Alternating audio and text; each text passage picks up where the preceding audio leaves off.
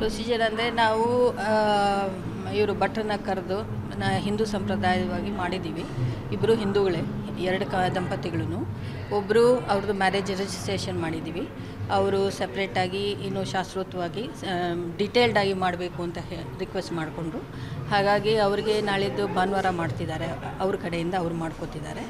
ನಮ್ಮಲ್ಲಿ ನಾವು ಫಾರ್ಮಲಾಗಿ ನಾವು ಮಾಡಿಸ್ಕೊಂಡು ನಾವು ಮಾಡಿ ಮ್ಯಾರೇಜ್ ರಿಜಿಸ್ಟ್ರೇಷನ್ ಸಹ ಇಲ್ಲೇ ಮಾಡಿ ಕಳಿಸ್ತಾ ಇದ್ದೀವಿ.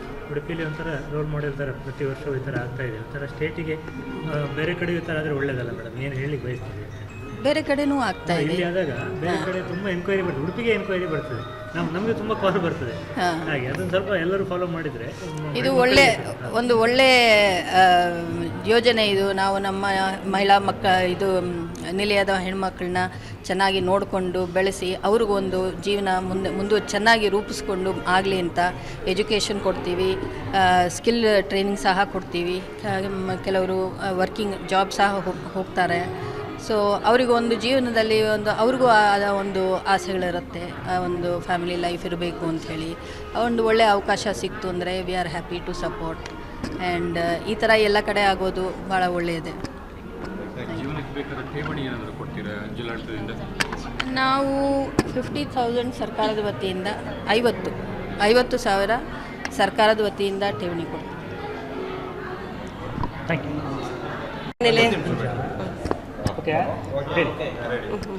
Marriages are made in heaven ಅಂತ ಹೇಳ್ತಾರೆ. ಆದರೆ ಇದು ಅಲ್ಲಿ ಸ್ವರ್ಗದಲ್ಲಿ ಮದುವೆ ನಿಶ್ಚಯ ಆಗಿ ರಾಜ್ಯ ಮಹಿಳಾ ನಿಲಯದಲ್ಲಿ ವಿವಾಹ ಸಮಾರಂಭ ನಡೀತಾ ಇದೆ ಈ ದಿನ.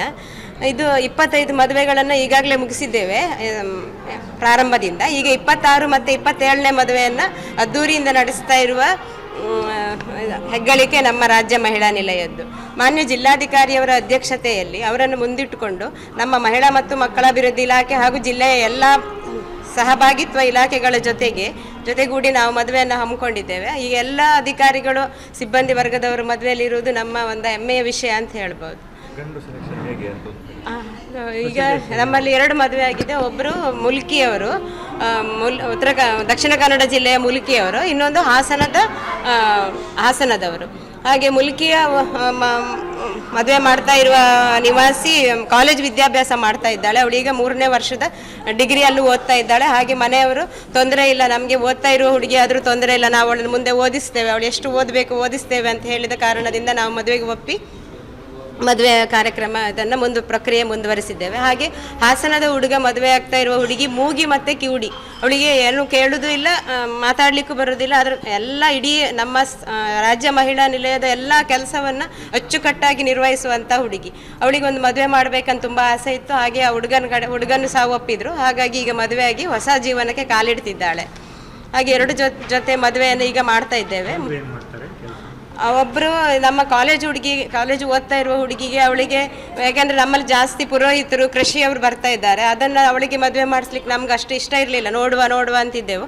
ಆದರೆ ಇದು ಅವನ M.Com ವಿದ್ಯಾಭ್ಯಾಸ ಮುಗಿಸಿ ಈಗ IBM ಕಂಪನಿಯಲ್ಲಿ ಒಂದು ಕೆಲಸ ಮಾಡ್ತಾ ಇದ್ದಿರೋದ್ರಿಂದ ಹಾಗೆ ಅವಳಿಗೆ ಅನುರೂಪ ಆಗ್ಬೋದು ಅಂತ ಹೇಳಿ ಅವಳಿಗೆ ಮದುವೆ ಮಾಡಿಸಿದ್ದೇವೆ. ಹಾಗೆ ಇನ್ನೊಂದು ಹಾಸನದ ಹುಡುಗ ನಾಗರಾಜ್ ಅಂತ ಹೇಳಿ ಅವರು ಸ್ವಂತ ಬಿಸ್ನೆಸ್ ಮಾಡ್ತಾ ಇದ್ದಾರೆ. ಹಾಗೆ ಮನೆಯಲ್ಲೂ ಸಹ ಒಳ್ಳೆ ಇದು ಕೃಷಿ ಆದಾಯವನ್ನು ಸಹ ಹೊಂದಿದ್ದಾರೆ.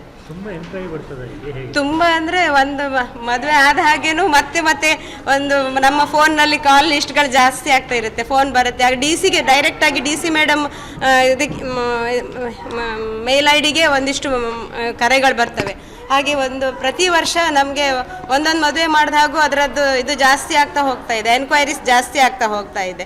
ಹಾಗೆ ಮುಂಚೆ ತಾವು ಹೇಳಿದೆ ಬ್ರಾಹ್ಮಣರಲ್ಲಿ ಜಾಸ್ತಿ ಇತ್ತಂತ, ಈಗ ಅದೇ ಆ ವರ್ಗವನ್ನು ಬಿಟ್ಟು ಬೇರೆ ವರ್ಗಗಳಲ್ಲೂ ಸಹ ಮದುವೆ ನಡೆದಿದೆ. ಈಗ ಈ ಸರಿ ಆಗ್ತಾ ಇರುವ 2 ಮದುವೆ ಬ್ರಾಹ್ಮಣೇತರ ಮದುವೆಗಳಂತ ಹೇಳಿ. ನನ್ನ ಹೆಸರು ಪುಷ್ಪ ಅಂತ ಹೇಳಿ, ಅಧೀಕ್ಷಕರು ರಾಜ್ಯ ಮಹಿಳಾ ನಿಲಯ.